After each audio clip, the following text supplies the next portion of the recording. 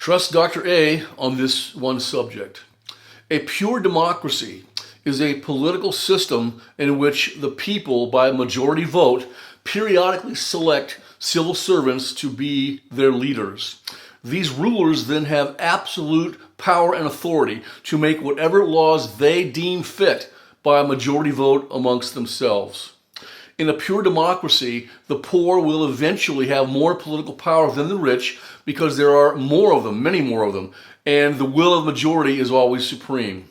Ironically, it is in the interest of a tyrant to keep his people poor so they may not be able to afford the cost of protecting themselves by buying arms and be so preoccupied with their daily tasks that they have no time for rebellion. Never forget this, the United States of America is not a democracy. The Founding Fathers gave us a constitutional republic based upon federalist and democratic principles undergirded by the rule of law. In our constitutional republic, we the people by majority or plurality vote select civil servants to be our leaders, who then make laws by majority vote amongst themselves. But these rulers cannot make any laws they please because our Constitution severely restricts their law-making power. The alleged ideal and the sparkling lure of a so-called Marxist democracy is the utopia of universal equality and equal redistribution of wealth.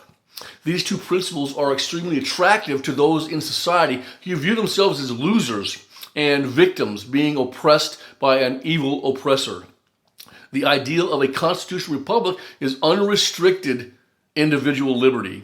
This principle is extremely attractive to those in society who view themselves as patriotic citizens and have been successful in life through hard work and steadfast determination. Now, for the last 70 years, clandestine strides have been made toward the goal of subverting our republic and transforming it into a Marxist democracy.